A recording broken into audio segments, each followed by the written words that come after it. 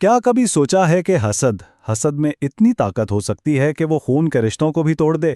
کہ سب سے بڑا دھوکہ وہیں سے ملے جہاں سب سے زیادہ بھروسہ ہو؟ آج ہم حضرت یوسف علیہ السلام کی کہانی کی گہرائیوں میں اترنے والے ہیں۔ یہ صرف ایک قصہ نہیں، یہ انسانی جذبات اور ایمان کی ایک ایسی داستان ہے جو ہمیں بہت کچھ سکھاتی ہے۔ تو آئیے سب سے پہلے اس سوال پر غور کرتے ہیں۔ ذرا سوچئے کہ سب سے گہرا زخم وہ لوگ دیں جن کے ساتھ بچپن گزرا ہو، اپنے سگے بھائی۔ کیا ایسا ممکن ہے؟ حضرت یوسف کی کہانی کا آغاز ہی اسی دل دہلا دینے والے سوال سے ہوتا ہے۔ اچھا، اور جب کوئی اتنا بڑا ظلم کر گزرے، اتنی بڑی خیانت، تو کیا اس کے بعد معافی کی کوئی گنجائش بچتی ہے؟ کیا معاف کر دینا ممکن بھی ہے؟ یہ وہ دوسرا بڑا سوال ہے جو یہ کہانی ہم سے پوچھتی ہے۔ اور پھر ہم کہانی کے بالکل مرکز میں پہنچتے ہیں، اس سب سے بڑے سوال کے ساتھ۔ کیا ایسا ہو سکتا ہے کہ جو تکلیفیں ہمیں نظر آ رہی ہوں وہ دراصل کسی بڑے الہی منصوبے کا حصہ ہوں، کہ ہر آزمائش کے پردے کے پیچھے کوئی بہت بڑی رحمت چھپی ہو؟ تو کہانی کا آغاز ہوتا ہے گھر سے، ایک ایسا گھر جہاں ایک طرف بے پناہ محبت تھی اور دوسری طرف دلوں میں جلتی حسد کی آگ۔ حضرت یوسف علیہ السلام کوئی عام بچے نہیں تھے، انہیں اللہ نے بے مثال حسن عطا کیا تھا، ایسا حسن جو خود ایک نشانی تھا، اور صرف حسنی نہیں بلکہ گہری سمجھ بوجھ اور حکمت بھی۔ یہ کوئی دنیاوی ذہانت نہیں تھی بلکہ خدائی نور تھا جو ان کے وجود سے پھوٹتا تھا۔ اور یہیں سے اصل کشمکش شروع ہوتی ہے۔ ایک طرف تھی حضرت یعقوب علیہ السلام کے اپنے بیٹے یوسف کے لیے شدید محبت، اور دوسری طرف تھے بھائی جن کے دلوں میں یہی محبت حسد کی آگ بھڑکا رہی تھی۔ والد کی محبت بھائیوں کی نفرت کا ایندھن بن گئی۔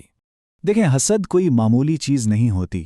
یہ ایک ایسا زہر ہے جو آہستہ آہستہ دل میں پھیلتا ہے اور پھر آخرکار ایک اندھی بے رحم نفرت کی شکل اختیار کر لیتا ہے۔ اور اسی جذباتی کھینچا تانی کے بیچ ایک ایسی چیز ہوئی جس نے سب کچھ بدل کر رکھ دیا۔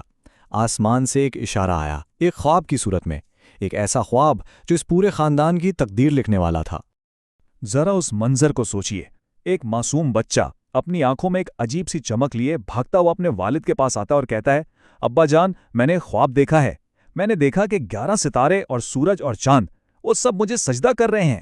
اب حضرت یعقوب علیہ السلام صرف ایک باپ ہی نہیں، اللہ کے نبی بھی تھے۔ وہ فوراً سمجھ گئے کہ یہ کوئی عام خواب نہیں ہے، یہ ایک الہی اشارہ ہے، ایک عظیم مستقبل کی پیشین گوئی ہے۔ لیکن ایک ہی خواب کے دو بالکل مختلف مطلب نکالے گئے۔ جہاں والد نے اس میں ایک خوشخبری دیکھی، وہیں بھائیوں کو اس میں اپنی بے قدری نظر آئی۔ جو چیز باپ کے لیے روشنی تھی وہ بھائیوں کے حسد کی آگ کو مزید بھڑکا گئی۔ اور یہاں سے حسد نے ایک عملی شکل اختیار کرنا شروع کر دی۔ اب بات صرف دل میں جلنے کی نہیں رہی تھی، اب ایک خطرناک سازش کے تانے بانے بنے جا رہے تھے۔ ان کی محفلوں میں اب بس ایک ہی بات ہوتی تھی، ایک دوسرے سے وہ یہی کہتے، آخر یوسف میں ایسا کیا ہے، ہمارا باپ اس سے اتنی محبت کیوں کرتا ہے؟ ساری توجہ تو بس اسی پر ہوتی ہے۔ حسد نے، آپ جانتے ہیں، ان کی آنکھوں پر پردہ ڈال دیا تھا۔ انہیں والد کی محبت میں بھی صرف اپنے لیے ناانصافی دکھائی دے رہی تھی۔ اور پھر انہوں نے وہ فیصلہ کیا جو ناقابل تصور تھا۔ انہوں نے یوسف کو راستے سے ہٹانے کا منصوبہ بنایا۔ پلان کیا تھا؟ اسے کہیں دور لے جاؤ، کسی ویران جگہ پر چھوڑ دو تاکہ والد کی پوری توجہ واپس ان پر آ جائے۔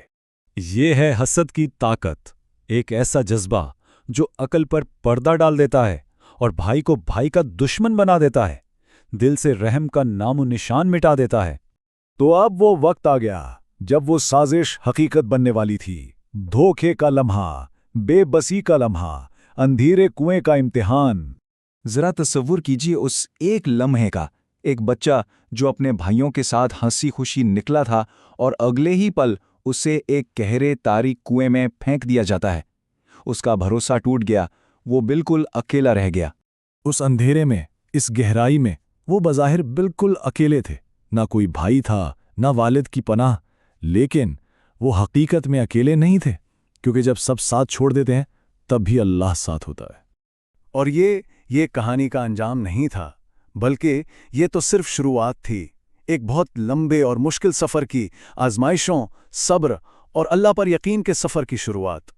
تو اب سوال یہ پیدا ہوتا ہے کہ کیا اس اندھیرے کنویں سے نکلنے کا کوئی راستہ ہے؟